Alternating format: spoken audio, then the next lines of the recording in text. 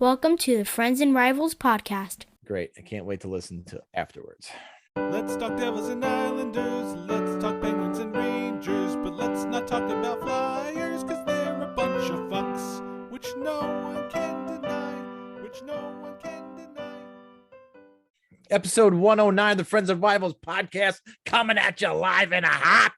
I'm one of your hosts. Joining me each week are Stephen Wojtowicz, William Thomas Rougier, Nicholas John Larita. Oh, I don't know if I ever knew your middle name. I do now. There you go. John. It's very original. I got to tell you, I don't think the live and hot thing is going to go anywhere anytime soon. it's beautiful. It is. It's perfect. It is wonderful. It is a wonderful opening. Tom, do you know the lineage, though, of what he was going for? No, nor do I care. Okay. Well, I mean, I care. It's Nick. I All right, care. go fuck yourself. I care. but I I'm mean, that's but me. I'm curious. Nope. Next segment. Go. Oh, I wouldn't have think to. of it. I have to tell you something.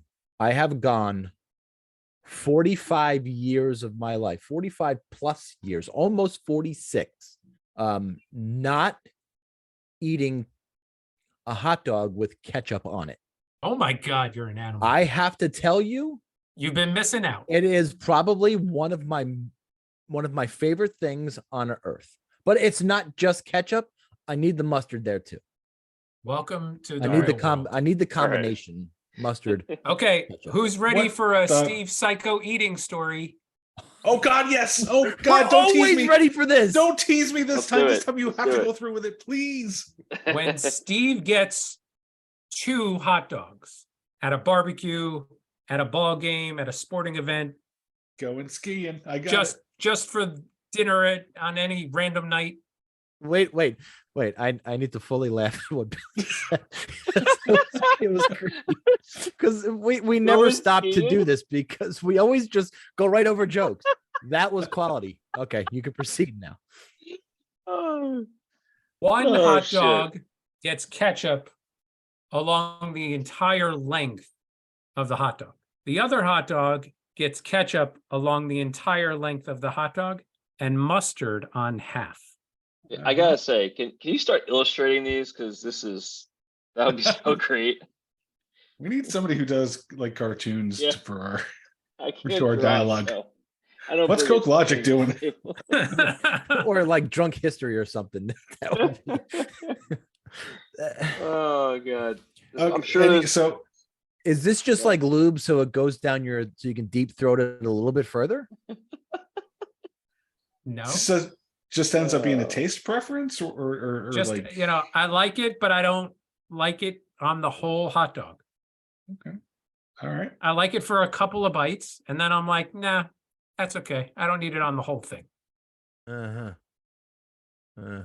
All right. Well, I guess around the horn. Let's finish this up. What do you guys do for hot Wow. dogs? We have 2. Billy likes Oh. raw onion on his. Oh, I who do doesn't? raw white onion, and if not that, then relish. Yeah, I go in for that shit. I like some chili on there too. I ain't nobody above a chili dog. I mean, I could do if chili. it's available. Hell yeah. But you got to put them. All right. But my aunt Sharon, Tell me she only put chili on half of it. no, she's not that fucking psychotic. She taught me how to eat a hot dog by putting mustard on it, then coleslaw and baked beans. When I tell you that this is a fucking delicacy, it is absolutely delicious. That sounds good. I could go in for that. Oh, Sounds good. man, I'm in I'm for all that. fired up. I want one right now. I'm a simple man. I go deli mustard, sauerkraut. That's it.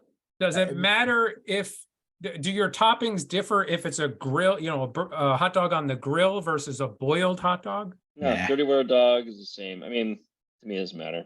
You still do your chili and your relish or your, If I'm on a Sauerkraut. New York City street corner, yeah. I'm getting now I would get ketchup on it as well, but I would get sauerkraut mustard. That's And you'd get $20 Go-to. from me for some favors, but I'm laughing. There you go. Wasn't as good as the skiing one, but it's still good nonetheless. I shouldn't set the bar high early in the show. Well, so early in the show. My goodness gracious. But we played golf on Sunday, and the hot dog had a little grill burnt marks on it. It was fantastic. It was wonderful. It wasn't like flat top grill. It was like flame grilled. It was good. Mm. I enjoyed it. But I like don't know. hot dog I talk. kind of like the dirty water. I like a boiled hot dog. And by we played golf on Sunday, he means himself and none of the three of us. No. So I don't know why you use the we, Well, I played with two other people that I know. but they're not here. No. So the use of the word we probably a little out of place here. Would that be more? Yeah. Would be better for what you? you should have said. So sorry. So terribly sorry. But yeah, I was thinking about that, and I wanted to let you know that I'm enjoying the ketchup on a hot dog thing. When I make the mini hot dogs in the crescent rolls, you never dip them in ketchup before, No, I called you a fucking psychopath. and now you will dip them in ketchup. Oh, absolutely. Wait, so So- you not only didn't have ketchup on your hot dogs, you actually were judging people who had ketchup on their hot dogs? Oh, absolutely. he judges everybody no matter whatever Absolutely. they Huh. do that doesn't. If you go along don't with eat his like me, world. you're weird. Yeah, exactly. Ah, It's very simple. I'm gonna go think about that over a box of raw Pop-Tarts. Oh, Oh, why do you got to be so hurtful? Why do you got to be so fucking hurtful? We're off to a wonderful start, and now you just got to be hurtful. He laughed. John at two of, Buccigrass agreed with me. he laughed at two of your jokes, Yeah. and now you're going against him. You're a psychotic. Yeah. God damn it. But I have been eating cereal the past 2 days for breakfast, which I did not write down. But every time I looked at the bowl and said, "Can I drink the milk?" Not a fucking chance. There's just not a fucking chance that I'm drinking the milk first. Your man was Yeah. right about ketchup on a hot dog. Maybe he's right about drinking the milk first. No, Okay. No. Okay. said no one ever. We'll see. All right, let's get into some topics here. So do you think Nope. that maybe there is a bias in the NHL with certain players getting certain calls on the ice? Duh. Yes. All right. Now wait, let me take Next that one topic. step forward. Let me take that one step forward and ask Bill a question. Do you think in every sport the superstars get calls that everybody else doesn't? That's a good point. Yeah, I think that does carry over outside of just hockey. Yeah, you could certainly look at like a Tom Brady or like a veteran baseball player versus a rookie. They'll certainly see different ball and strike calls, things like that. Yeah, for sure. And Nick, there was- do you think the same applies for professional disc golf?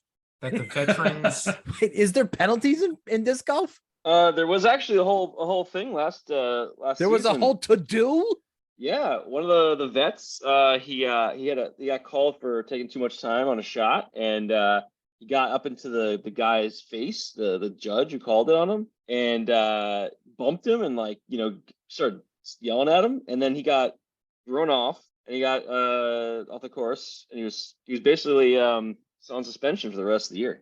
Started playing. He got back on this year, which means he just had to leave the woods and go to where his car was parked. I didn't I realize mean- that. Sure. I didn't realize that Eddie Altz played disc golf. Holy cow. The guy's name is Nico LaCastro. He that's a legit thing. He was in what I think it was, I forget which tournament it was, but he got it was a big thing. I actually saw him in South Carolina play, and I have a video where he threw albatross, which you guys know from golf. Yep. So he threw that. I have it on my phone. I was taking it, which was great, and it was a big shot, probably biggest shot of the whole tournament.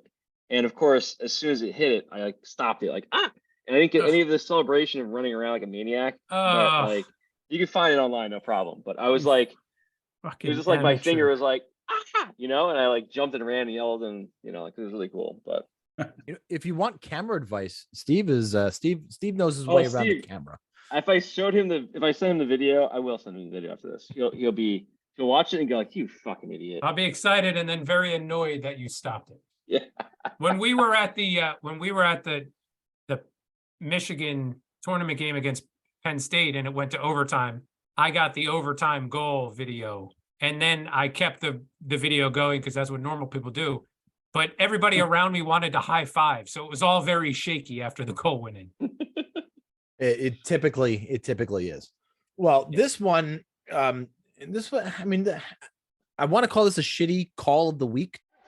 21 San Jose, both guys, 5 each for fighting. Ooh, I think we're gonna get a little twofer on this, We on were this segment. So 2 for Tuesday. I mean, come on, it is Wow. Tuesday. going deep into the vault to bring this segment back. Yeah, so let's take a gander at what happened in the Boston Pittsburgh game. 3-2 Boston at this point. 7.5 minutes left in the third period, and away we go. They gave Boston everything it could handle a couple of nights ago at the TD Garden. Score! Gensel from the slot. Cancel? Put it behind a surprise Swayman for the third time. Due to shitty Wi-Fi transmission Pittsburgh through has tied the game. Zoom, Is it bad? you might have to see a replay or two. Come on. 2 games in a row. This Wi-Fi is terrible. Come on, Spectrum, get your shit together. A brilliant Spectrum. assist. More by the like most unlikely rectum. of- Oh, Anyway, boy. Sidney Crosby was turning around to, I guess, wait for a deflection. And as he was doing that, his stick blade went across the face of Boston goaltender, was it Swayman, was in net. And did they end up challenging? They ended up challenging it, or was it just a review from the refs right off the bat? I couldn't tell you how, Yeah, I don't how the remember challenge either. came about. No. But I do know that they reviewed it. Yep. But it's contact to the goaltender while the goaltender's in the crease on a goal scored. We have seen goals disallowed for much less. I have bitched and moaned about this all season long. And to the fact of the Rangers player touching the skate with his skate of the goaltender, and they disallowed the goal. This is a stick to the face, inadvertently, understood, but you're still ultimately responsible. What Jim Montgomery is saying is because it was Crosby, the goal was allowed to count. Do you think if any other player was on the crease other than Sidney Crosby, would that goal have been taken off or disallowed, as they say? I don't feel think like- so. I feel like the second half of the rule is, and the contact prevented the goalie from making the save. So in the Rangers case, they clip skates, and that prevents the goalie from being able to move. I mean, that's. wish I but had that I'm not replay saying queued that's up. what happened, but I'm just saying that that's what the argument could be. Well, you don't think Sidney Crosby's stick blade to the face prevented Swayman from seeing the puck? No. He didn't. That- It's not like he held the stick in front of his face, a la Sean Avery. Yeah, it wasn't a whack to the head or anything. Last game it was to I don't know. Jason Zucker. Hold on. This time he lays it on the tee to Gensel. Swayman doesn't pick it I up don't know about because that. the pass. It was because already he's in the staring net. into the back. Yeah, but Crosby's Brandon stick was already already in the goes net. right through masked. Sidney It's already in the net. He wasn't making that save. He could have had 100 tries to make that save. He wasn't making that save. And here's another angle, not another video angle, but another point of view to this is that when there's an offensive player that gets pushed into a goaltender by the defensive player, they will sometimes say, okay, that was really on the defender, and they allow the goal. So Crosby wasn't whacking him with his stick. I mean, he was turning around, and really, I think his stick got pushed more by the defenseman than even than even just Crosby like hitting him with it. Yeah, but it's still the fact of Crosby's stick hit Swayman's mask while Swayman was in the goal crease and the puck was not in the net. That should not have been a goal. Based on fucking clanking skates in the past. Come on. Well, we and get if okay, so if it's not a biased call, then we go back to our argument that we've been having for the past 3 years. Maybe it's not an argument, but the refs and the NHL are completely incompetent when it comes to any call on the ice. There's Period blatant end. inconsistencies. Yes. yeah, there's a Period end. for sure. Yeah, giant amount. And I also don't think that it was because it was Crosby. I don't, I was the first one to say, of course, players get different things called for them based on whether they're a superstar or just any old player. I completely agree with that, but I don't think in this case it was because it was Crosby. I think anybody standing there, I believe would have been a consistent call. Tom Wilson on the crease, that's a penalty. I will say that. 1000%. Tom Wilson on the crease, that's a penalty. But I feel like, to Tom's point, it almost works backwards. Depending upon your reputation is whether you're going to be called for that. Not necessarily that you're a superstar in the league, but if you've had incidences where you've been suspended or you've made this inappropriate contact with opponents before, that's when they're going to make that call against you. If Ovechkin's on the crease, is the goal taken away? It's a goal. You think it's a goal? There's about 10 players in the league that have this bad reputation. I think Marchand on the crease, that's not a goal. Well, then that's a bias then. Maybe. That's Boston. Boston, they're like, that's a goal. Nobody has denied the fact that, again, there is a bias. Certain players get calls, and certain players get calls that go against them too. Yeah, no, I agree with that. Panarin has gotten some really soft calls to him. He didn't do them. They were against him, and he just either fell down and they were really soft calls, and he got the benefit of the doubt because he's a superstar. Rangers were playing Columbus a couple weeks ago, and Gaudreau, Johnny Hockey fell down, and boom, it was a penalty, and it was a really soft fucking call. Yeah. So I think there's a bias in general with superstars getting the benefit of the doubt when it comes to trips, hooks, anything like that. But if clanking skates is a fucking no goal and goaltender interference, then your stick to the face has to be. We should all know that anything Tom brings up is just a point to make a point about the Rangers. Exactly. It has nothing to do with Crosby, this whole conversation that you bullshit. He really wants 2 weeks prior to it's bullshit. 2 weeks prior to that, the Devils got called for the same fucking thing. So it's not just about Tom and the Rangers. My argument is about my team. Because I watch them more often than you're fucking bringing this up. You just now brought up the Devils because I called you out on it. Right, because I'm talking about, I would obviously use my team as the example. Why would I use your team as the example? Because you could have said there have been multiple examples of it. Here are two. I don't need two. I only need one.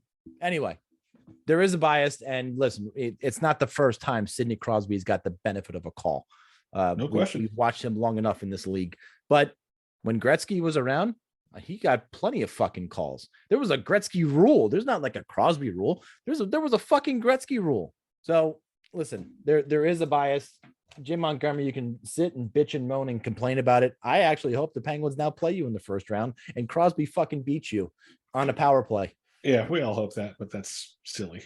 That would be wonderful. Yeah, it would be wonderful. Speaking of playoffs. Playoffs? Playoffs? Don't talk about playoffs. You kidding me? Playoffs? All right, you guys, listen, I still have faith and I believe in your teams. Right. Just remember, you have to finish in a certain order. Right. Make sure you do that. Going into the playoffs, what do you think your top weaknesses that you need really taken care of in the next 2 weeks? Nick, start with you. Where do I begin? Oh my God. Next 2 weeks. I mean, Jesus Christ. Yeah, it's difficult to say a specific thing. I mean, first of all, getting a healthy Barzal would be amazing, but I mean, supposedly started skating. I mean, I haven't seen a confirmed sighting or report. It was, I think, a couple of days ago.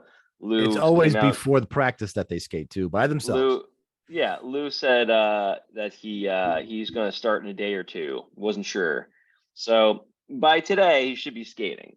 Now, by himself is one thing, right? And if it was a knee injury, so of something that didn't require surgery, so therefore, whatever he did is, he needs this.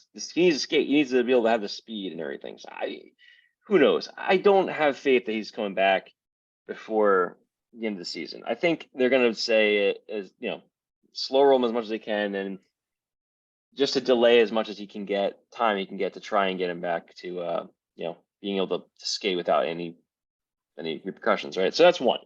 Two, defense has got to stop sucking. Yeah, got to stop. It's pretty bad. That's been the biggest weakness. Lane Lambert, the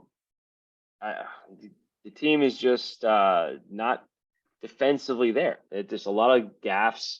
I mean, you could see, outside Pellick and Mayfield defensively, I think he played well this year, but Pulak and Dobson have definitely been noticeably worse defensively this year as a whole.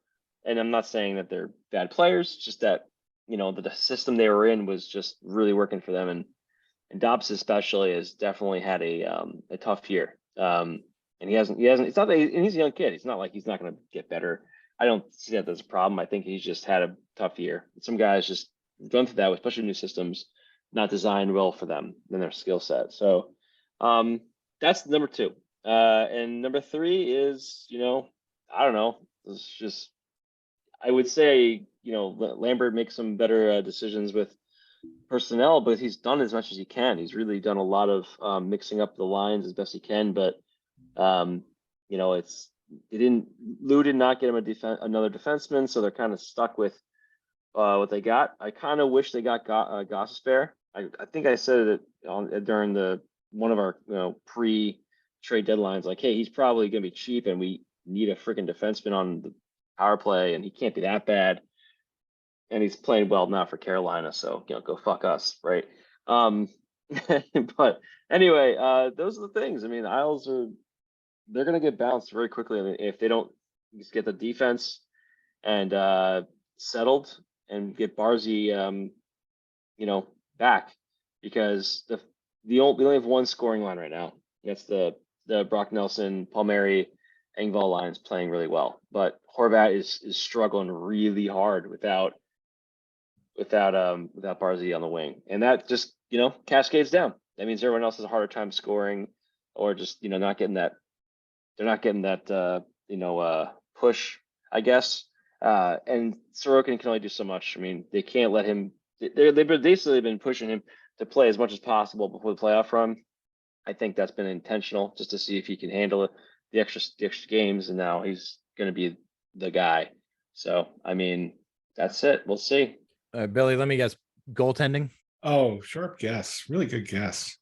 Yeah, the one thing that Nick's team doesn't really need is the one thing that the Penguins could probably use the most is, I won't go into the goaltending thing for the 85th time about how they missed their chance there. But at this point with the goaltending, this is DeSmith's team. I don't know. This is not Jari's team anymore. Jari's on his way out of town. He's in his last handful of games anyway. You slice it, whether he's starting or not. DeSmith has played better the more work he's gotten. He's not good enough to be a starter in the NHL, but he's been better than Jari. So for the last few days of this playoff push, they really should be leaning on DeSmith instead of turning to Jari.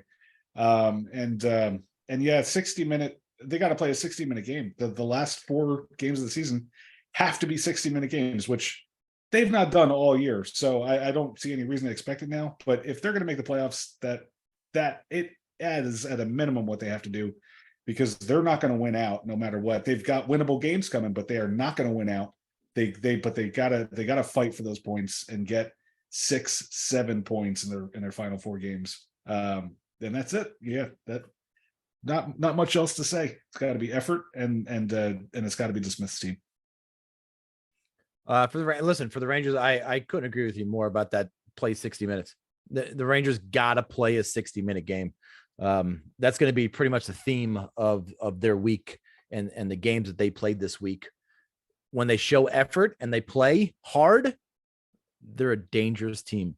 When they come out and go through the motions and play like it's a fucking a Saturday afternoon game in Philadelphia, they ain't gonna do shit. I'm just using the Phillies or the Flyers just so I can say fuck the Flyers. Fuck the Flyers. But that's one thing that they have to do better is come out and start playing in the first fucking period. There are 3 periods in a hockey game. Play all fucking 3. When the hell did this happen? When the hell did this is happening? Exactly. The one weakness that the Devils, the top weakness, I would say, and I don't think they're going to solve this in the next 2 weeks, but it's just playoff experience again, playing a series against another top team in the league. And that's not something you can get in the last 2 weeks.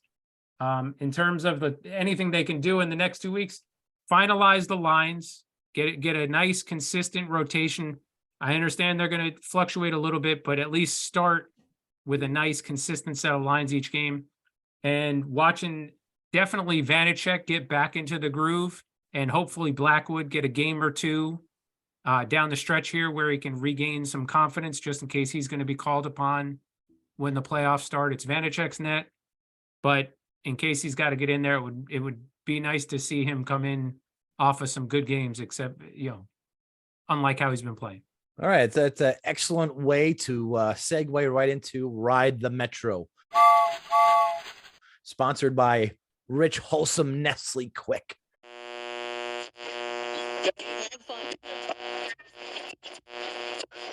Hello, boys and girls. Do you hate the taste of regular milk and need energy? Try Nestle Quick. One sip and you can feel the energy in your muscles. Nestle Quick, now available in chocolate and strawberry. They say the real men drink pink. Then I'm a real man for sure. But if you like the brown, I still love you for who you are.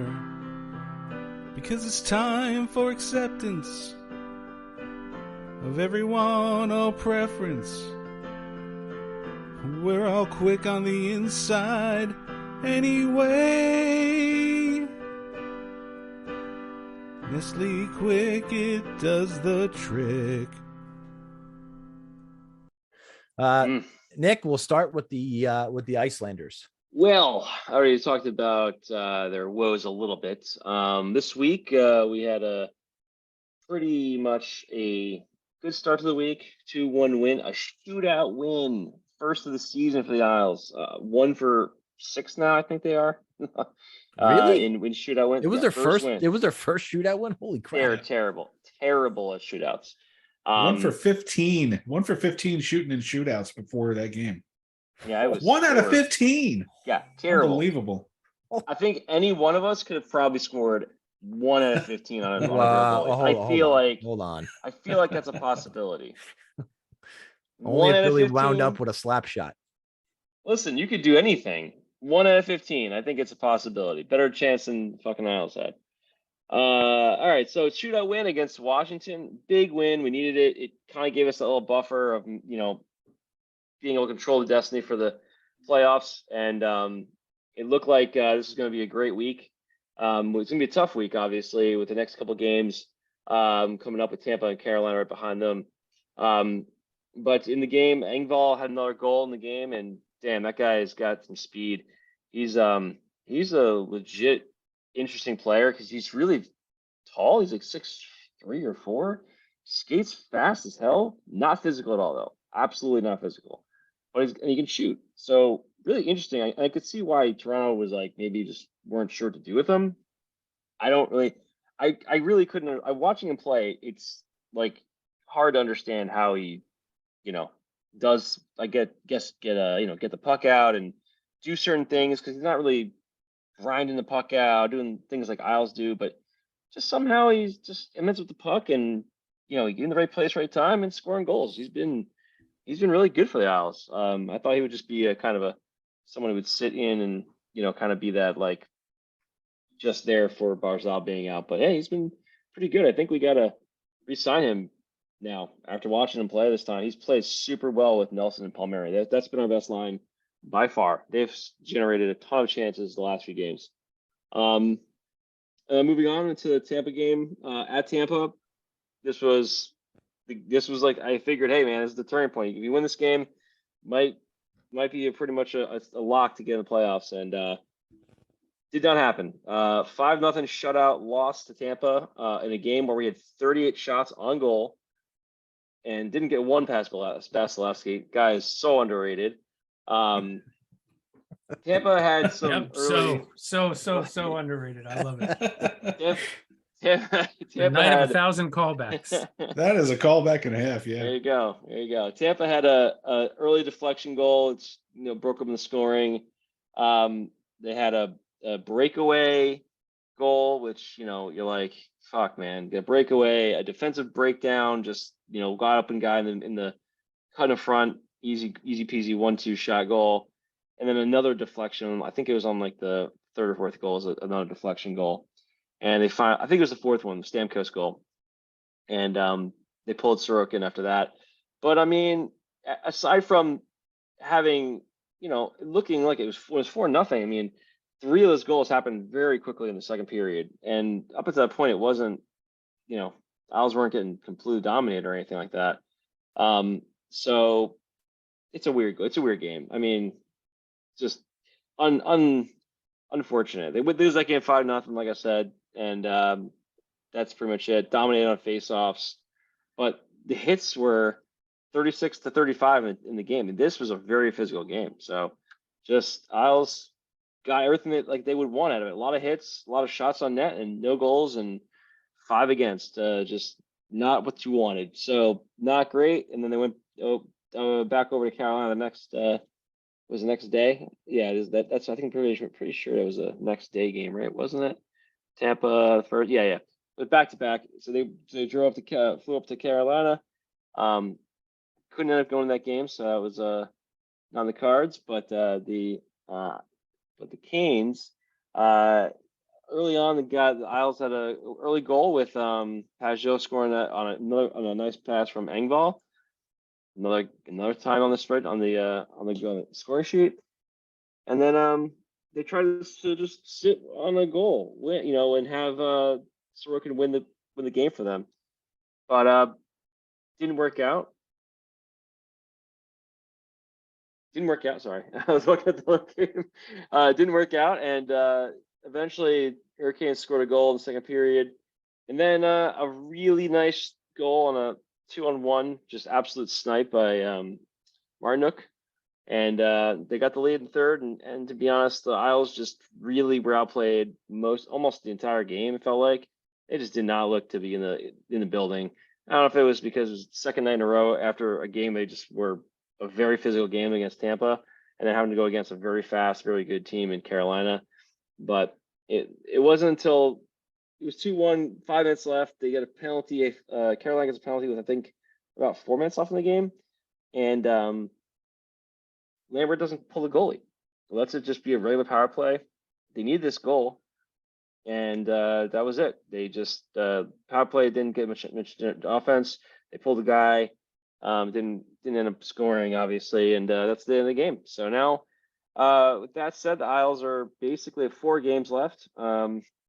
After it looks like, Florida just ended their game, so it's going to be a bit tight with even with Pittsburgh losing and down a point. I think Florida hops over Pittsburgh tonight. It's over both of you. Tied. Hops over both of you. They have the extra wins, so they're going to be 40 wins. Yeah, they have the extra regulation or win rather. So that's not great for the Isles, obviously, and Penguins. I mean, who's going to back into the playoffs is really the question. I feel like which one of our 2 teams. I don't know if we're going to end up both getting at this point, but it's going to be tough. And they have Tampa at home on Thursday, which is, hey, they had a couple nights off, and now maybe is the time that they get some revenge against Tampa from that this past week. And then they have Philly at home. Fuck the Flyers. Washington on Monday.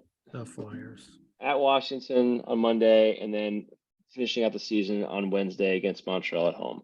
So the Philly, Washington, Montreal games, they are winnable games, very winnable games. And listen, Philly, Washington, Montreal, 7, 8, 9 they're like the three of the bottom 4 in the East. So I mean, you got to win those games. And the Tampa game obviously is going to be a tough game, but you might have to win 3 out of 4 games to make it at this point. Who knows? I'm not really sure. Depends what Pittsburgh and Florida do, obviously now. But it's no longer a slam dunk for the Isles. And then lastly, Barzal, like I said, skating possibly, but I don't expect him back unless they make the playoffs. And Wallstrom is done for the year, so that's the whole injury report. Everyone else is playing; they're upright. Probably, if, everyone's got injuries at this time of the year, but they're all making it through. So, them's the breaks. Billy, Penguins.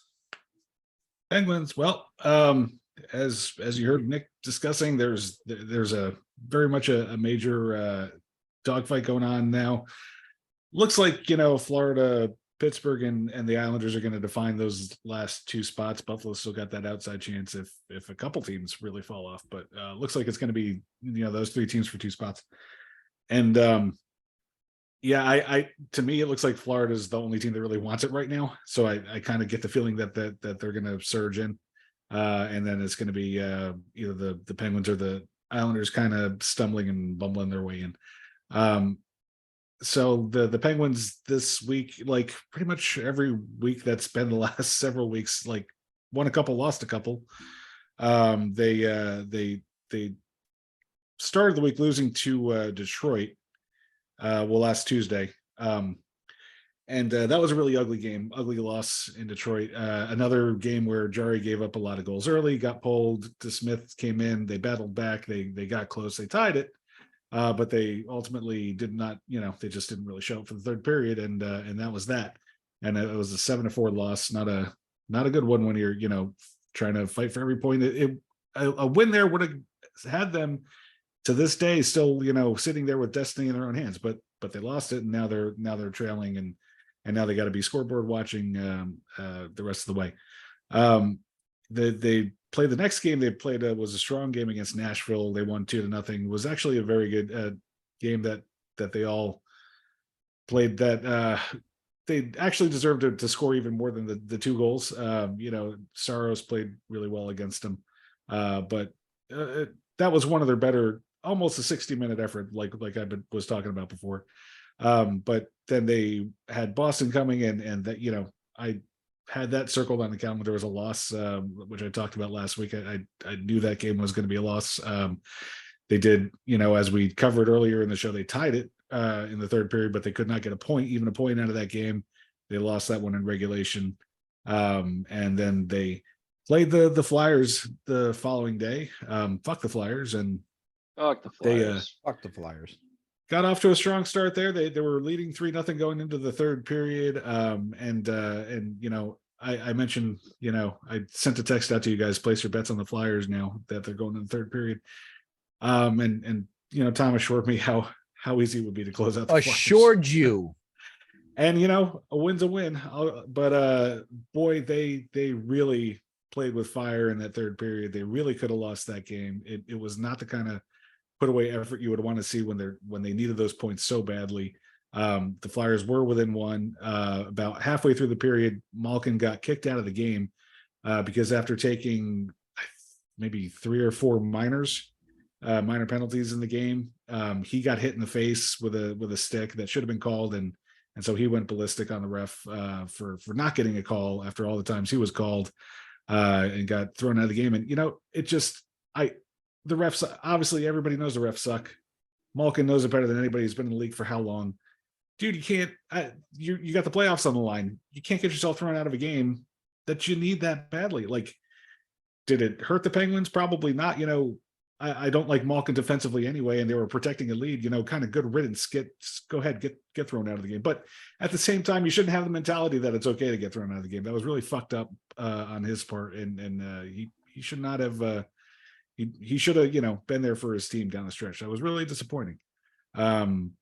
But they did win that game, and then they went to New Jersey tonight. And that was another one where chalk it up. The Penguins are now 0-11 against their 3 potential opponents if they were to make the playoffs.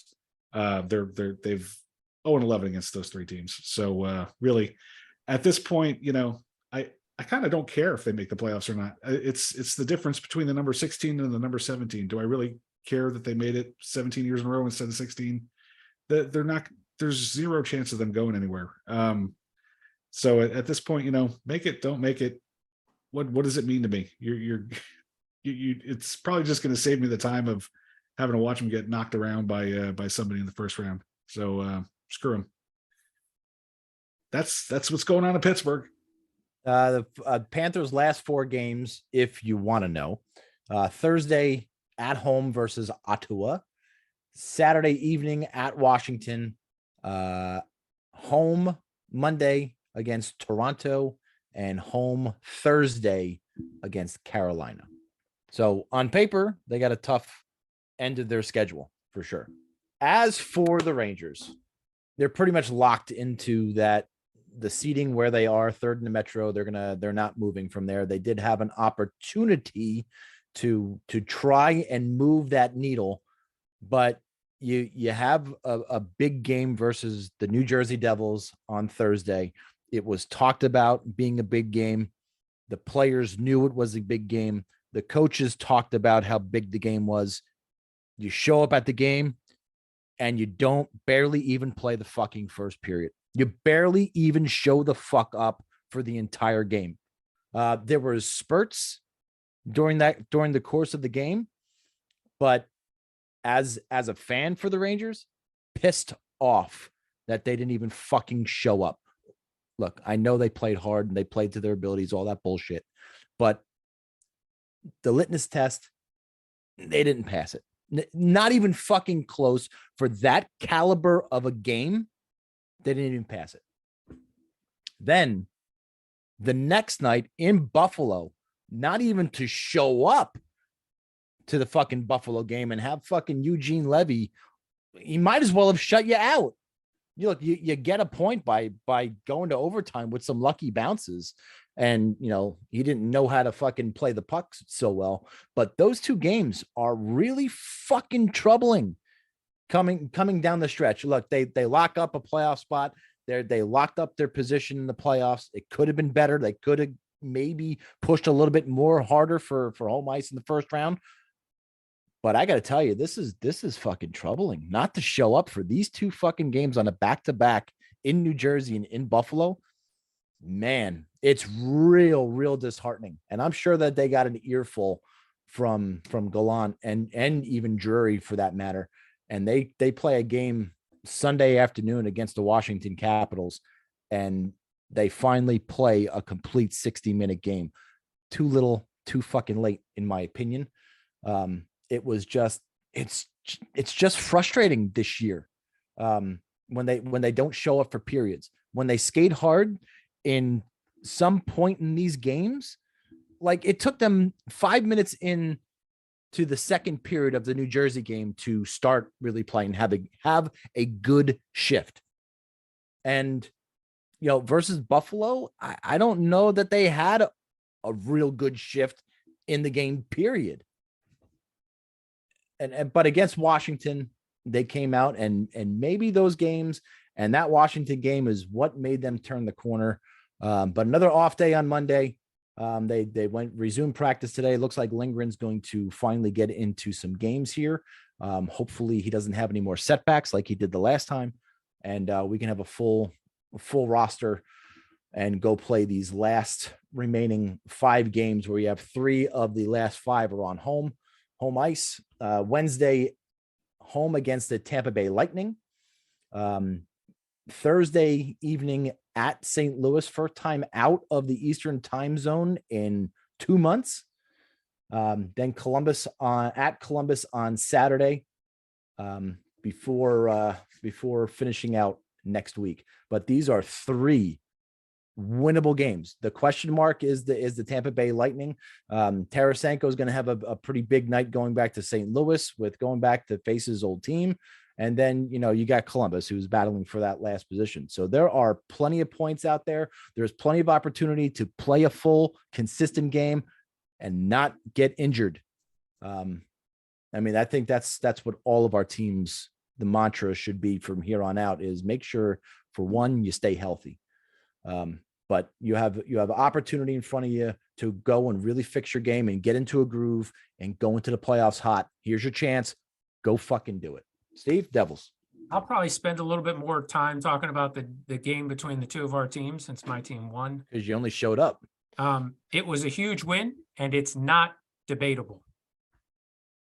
The goal against was kind of a fluky goal where it was a clearing attempt that bounced off a couple players and landed on a Ranger stick right in front. Other than that, VTech stopped 24 of 25 for his 30th win of the season.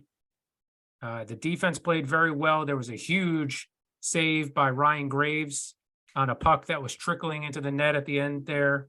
How does Tarasenko go to fucking lift his stick as opposed to just swiping at the puck smashing, and yeah, putting you it gotta in? slap at the puck there. It's unfucking believable, these Yeah. guys. Meyer, it was nice to see him score a goal in his first game of the Hudson River rivalry. Like I said, very strong defensive effort. Hamilton looked great again.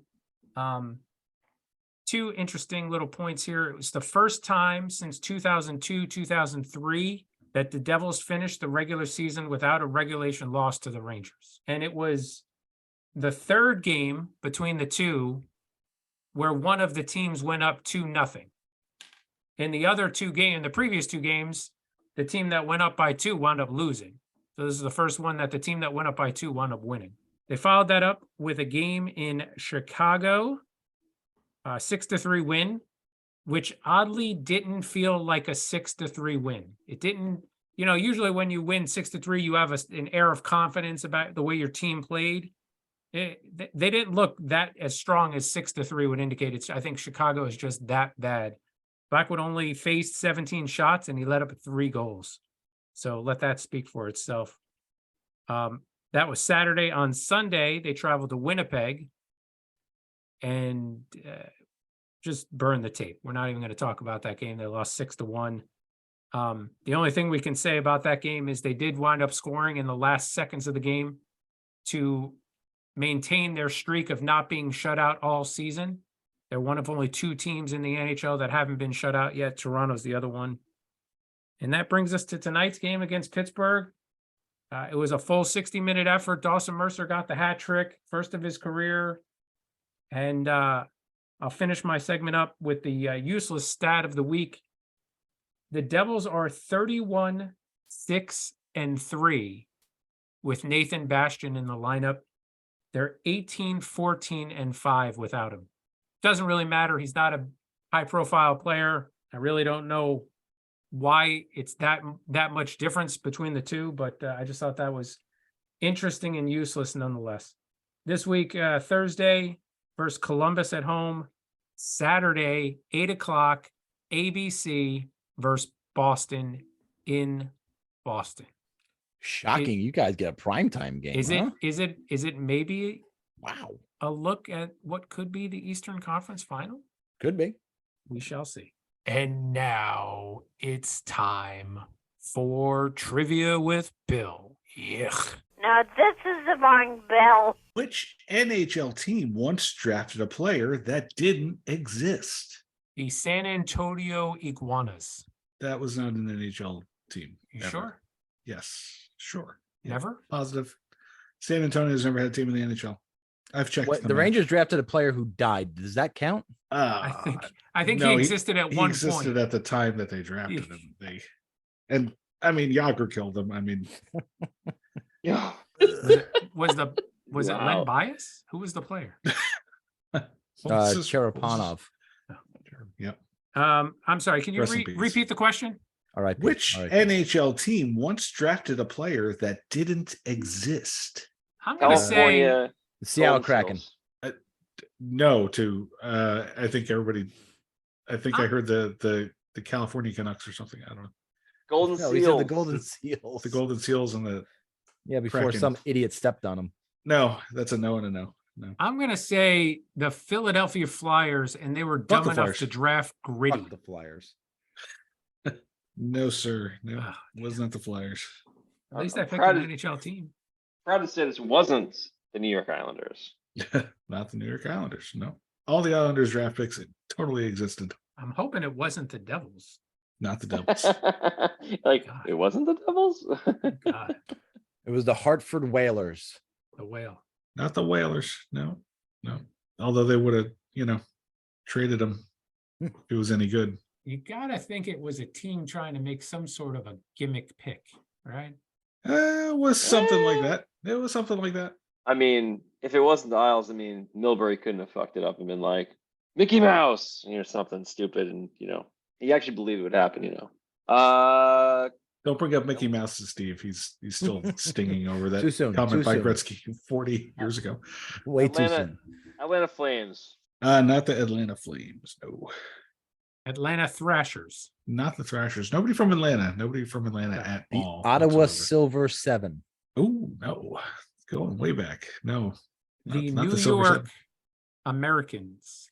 No, sir. No, The Montreal Maroons. no. Do you want to Pretty go sure. multiple choice at all? Why would we Atlanta wanna do Flames that? was actually one of the multiple choice, Why would we want to? as were the Flyers. Oh, fuck the All right. Flyers. What were the Wow. other two? Like, We're down. We're down to So- 50-50 on the Jesus. once we get We to have multiple mentioned the choice. Flyers way too much tonight. No more Flyer talk. Fuck them. Okay, Fuck fuck the them. Flyers. They're dead to us. A, the Buffalo Sabres, or B, the Pittsburgh Penguins. Dallas Stars. No, I just give you A. Los Pittsburgh Angeles Penguins. Kings. Why did I Los even Angeles bother Clippers. giving you the multiple choice? San Well, Jose. If you're gonna go off the Sharks. menu, Winnipeg Jets. No. Chicago Blackhawks. The No. Quebec Nordiques. St. Louis Blues.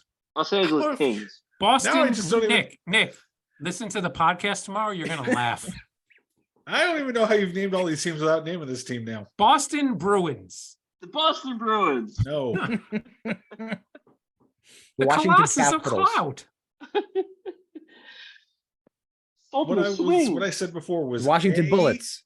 the Buffalo Sabres, or Florida B, the Panthers. Pittsburgh Penguins. Tampa Bay Lightning. No. Nashville Buffalo Predators. Slugs. What? Wait, what? Buff- Buffalo what? Slugs. No. Buffalo Slugs. Buffalo Banana Slugs. Pittsburgh Pirates. No. Buffalo Bills. Mm. Oh, not the Buffalo Bills. No. not Buffalo hockey team, Bison. hockey team. No. How about just Buffalo Bill? No. I'd fuck me. All right. Buffalo Sabres. Yay! Oh, good job. Well done, Nick. Taro Tsujimoto is the name of a What? fictitious ice hockey player who was selected by the National Hockey League's Buffalo Sabres as the 183rd overall pick in the 11th round of the 1974 NHL Amateur Draft. What was his name? Taro Tsujimoto. Not gonna work here no more. Oh Not my gonna play God. hockey in the NHL if you don't exist. Why did they draft this guy? It was some form of a protest about the length of the time that the draft took. And I guess they had the last pick and they were like, fuck this. Like there's anything else to do in fucking Buffalo. Watch them lose Super Bowls. I mean, what else? And now it's time for impressions with Nick. Fucking great. Ladies and gentlemen, the Friends of Rivals podcast. You're ready for the fastest 2 minutes of this Type 45 show. It's the 20 questions power play. Tonight. Rules are simple. The group has 2 minutes to guess a famous player, coach, front office, or any famous player person associated with one of the 4 Friends and Rivals favorite teams. The group can ask up to 20 questions in rapid fire. Answers will only come in the form of yes or no. The group will have to make a final guess once they've hit 20 questions or the power play has expired. If the group is successful, they win for the week and avoid shame for unable to win at a children's game. And away we go! Is this person associated with the New Jersey Devils? Yes. Person associated with the New York Rangers. Yes. Is this person associated with the Islanders?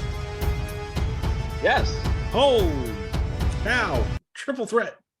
Oh, Tom's buffering. We're gonna have extra time.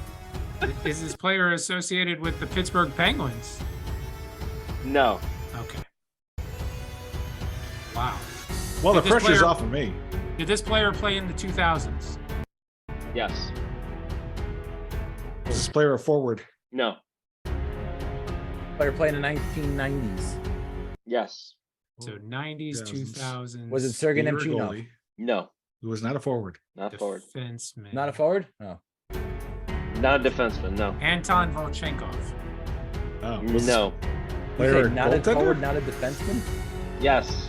Okay, just making sure. Goaltender. Didn't think we went into the different Uh, position. Is it John Van Beesbrook? No. Mike Dunham? No. Is it Jeff Reese? No. Is it Johan Hedberg? No. Glenn Healy. Kirk McLean. No. Is it Corey Schneider? No. Two left.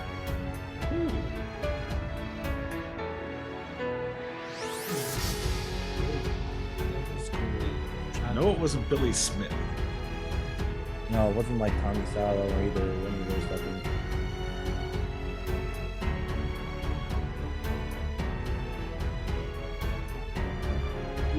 Martin Biron. Nope. Yeah, that was a good guess. That was a good guess. One left.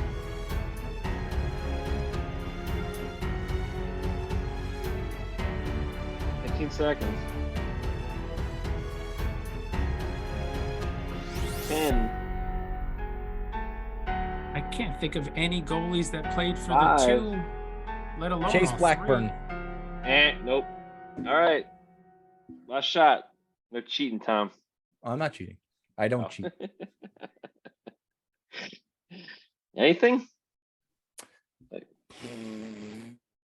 Stump you guys? No. Dan Cloutier. We named a lot of goalies. I was actually proud of this. I can't believe you guys got so many goalies and didn't get Kevin Weeks.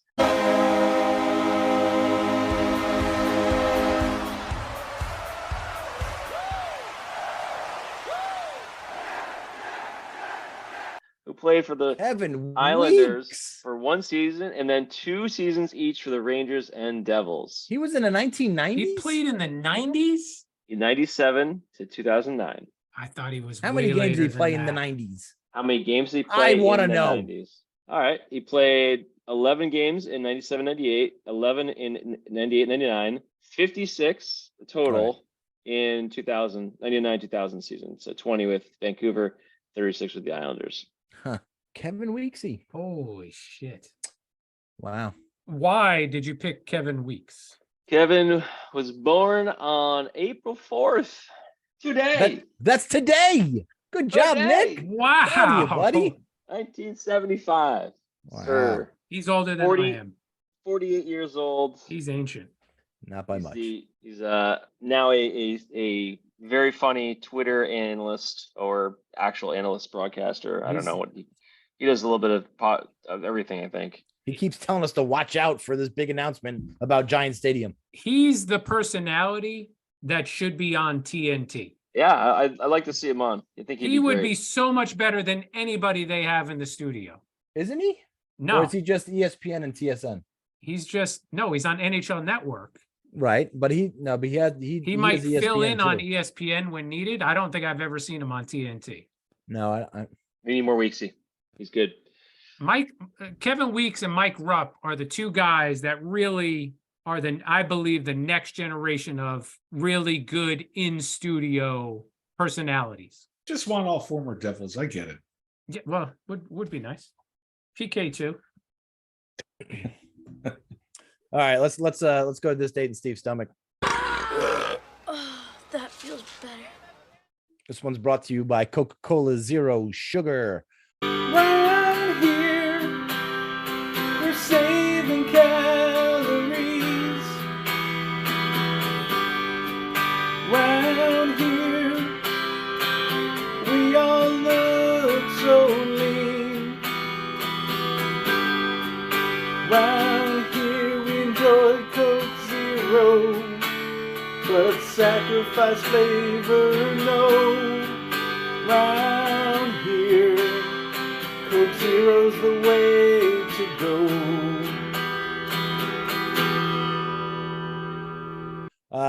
This is going to bring us to the year of our Lord 2017. Please go to October 12. Late in the year. The 12th of October. October 12th, 2017 was a Thursday. We dined on delicious Coca-Cola Zero 20-ounce and yodels for breakfast. A chicken parm slice and every time you say breakfast, it disgusts Nick to the point where he vomits in his mouth slightly and then shakes his head. Why? What do you mean? I'm so glad you pick up on that that, out Tom. there. Every time I'm like, oh God. Because Yodels I is eat so breakfast, dumb. or with because I you. eat that for breakfast. That's not even a. That's not a food. That's oh my God. Sure it is. They sell it at the food store. I mean, look at him. Just carry on. Disheveled. Just carry Lunch was a slice of chicken parm pizza and a slice of plain pizza with a 20-ounce Coca-Cola Zero. I worked all that off when I spent 30 minutes on the elliptical. 30 Dinner. minutes looking at the elliptical, or actually going on the No, I was on the elliptical for 30 minutes. Okay. Dinner. Now, this might be the most un-Steve dinner in the history of dinners. Do you have lettuce? Eggplant rollatini and milk. Eggplant rollatini and milk? Yeah. And milk? And milk. Did you drink Sometimes the milk I first? sometimes I like a nice glass of cold milk. Did you drink the milk first? I need to know. Were you trying to create an emoji? I mean, just be honest. Eggplant milk. Well, don't say anything the rest of the fucking night, man. That was a home run. Why did you pick Thursday, October 12th in the year 2017? You even have to ask? My God. Shocked I do. That's when Tennessee cops arrested a man and a woman after they were caught having sex, not once, but twice. Once in a bar bathroom, and again a few moments later in a nearby porta potty. I don't know that I've ever wanted it that bad to do it in a porta potty. No. According to a police report, officers from the Clarksville Police Department arrived at, well, you're gonna love this one, 1069. O'Connor's Irish Pub at duh. around 1:20 a.m. and a security guard told them of the man inside the women's bathroom. The security guard unlocked the door, according to the report, and police say they found 26-year-old man and a 28-year-old woman who was completely naked and smelled of alcohol inside the restroom. To the officers, it was obvious when they walked in on.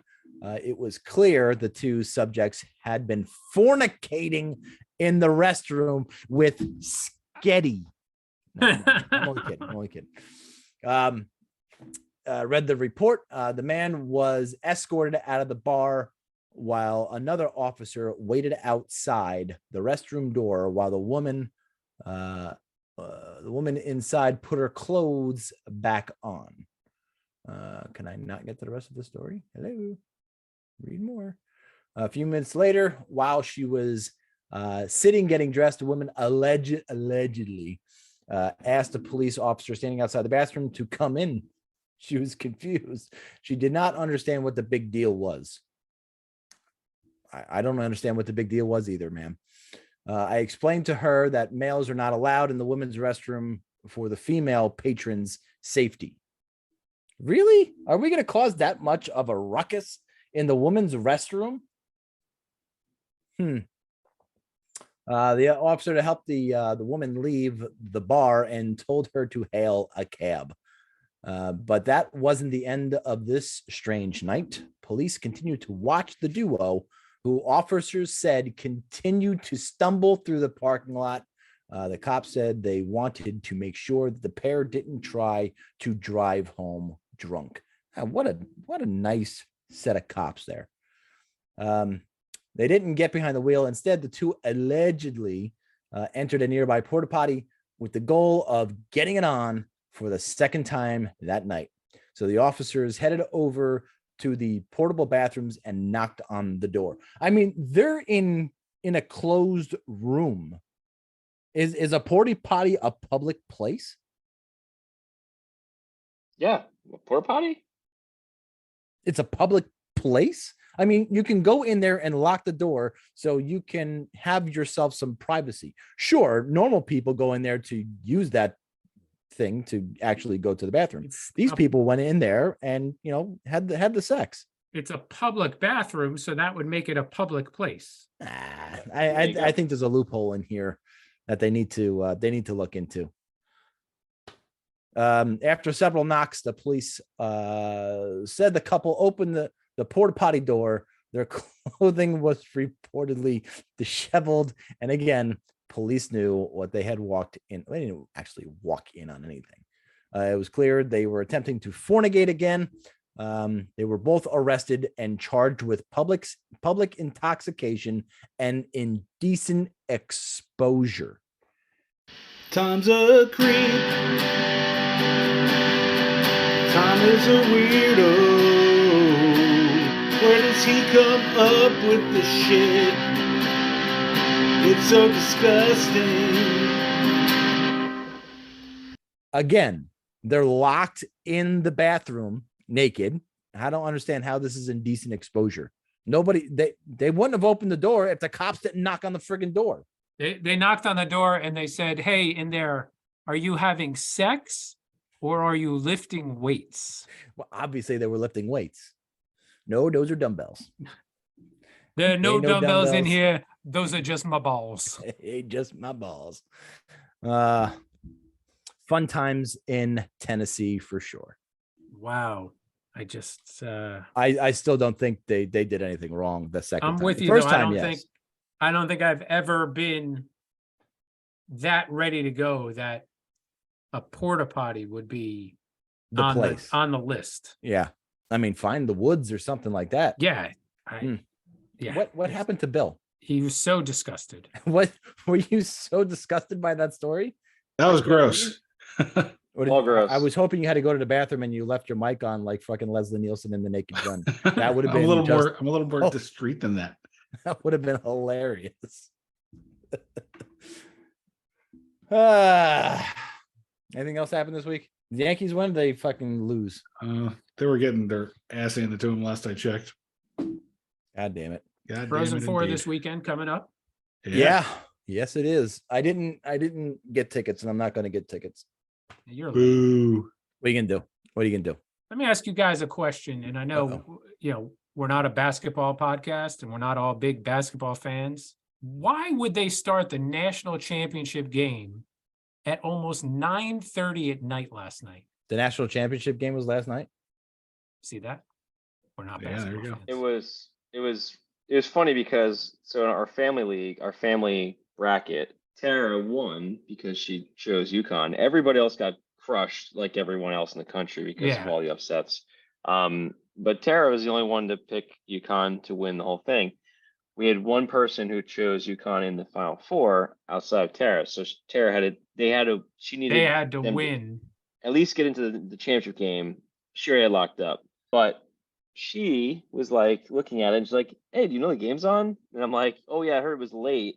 And we were going to bed at like 10:30 and she's like, "It's halftime." I'm like, "Yeah, fuck that." That's ridiculous. Ridiculous. How is it Agreed. halftime? And this is like, it's a college game. So it's 20 minutes halves. Right. That means like it must have been an hour and a half of that stoppage and ads. I mean, yeah. What time did they start the game?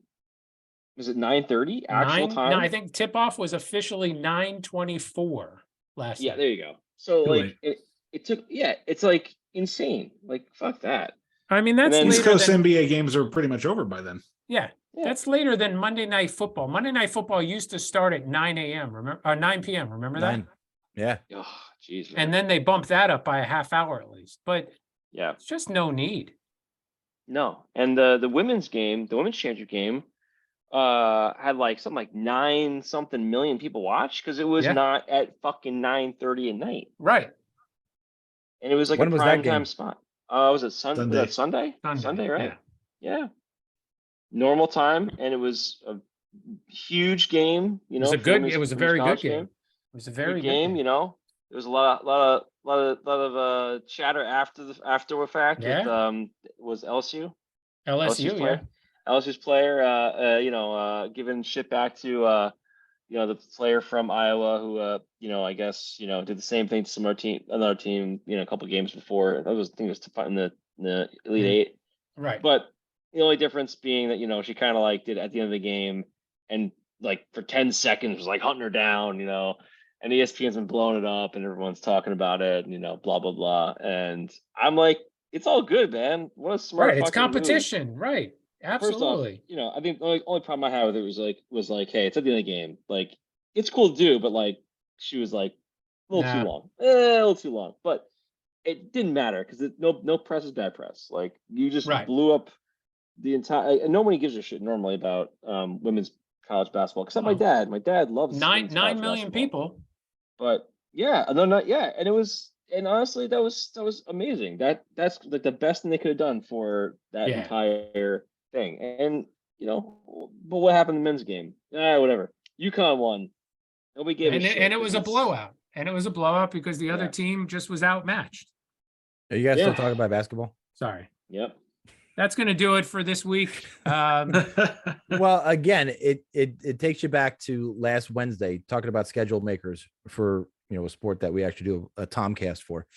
The Islander Caps game started at 7:30 at TNT. This was a double header.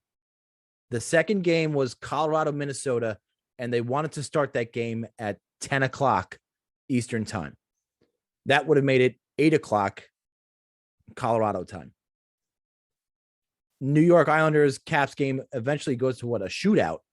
And the Minnesota Colorado game doesn't start until about 8:30 local time, 10:30 East Coast time.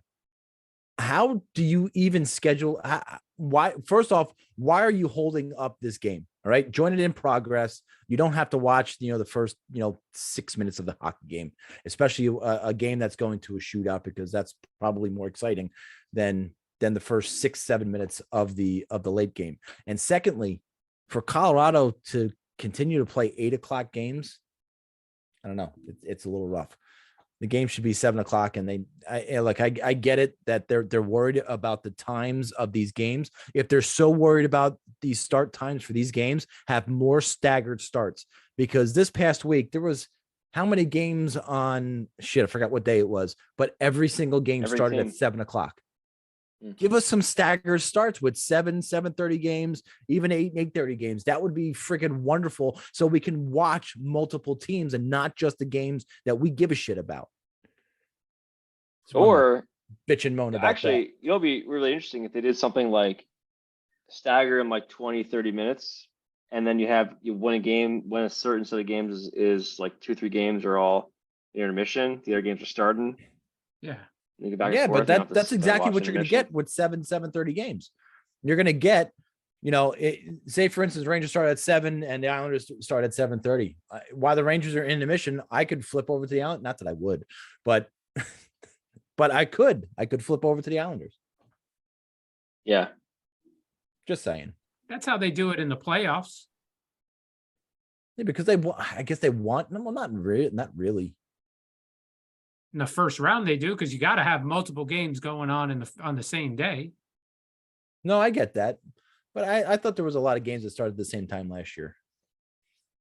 But we all would prefer staggered starts for sure. Yes, 100%. That's going to do it for this week. You gonna take that? You gonna take that, Tom? Follow us. He's just trying to rush you off the air. Well, no, I wanted to talk about the fucking Bob Shepard, the time traveler, some more. All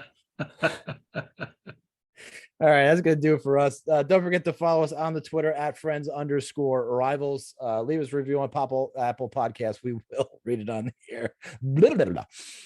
If you want us to, turn on notifications for the Friends of Rivals podcast so you never miss an episode. Billy, God damn it, say something, lady. I'm sorry to air our dirty laundry for all of our listeners like this, but I feel like the romance is gone. None of you guys asked me to the porta potty anymore. You want to go to the porta potty? He's gonna show. Not if you feel obligated to do it just because I said something. No, I would never feel obligated. It's after 9 o'clock. We could talk about this. Billy, he just wants to show you his TOMCAST. Oh yeah, it's apparently a long TOMCAST. God, it's never a Type 45. All right, fine. Sing us out. Oh, my friends and rivals.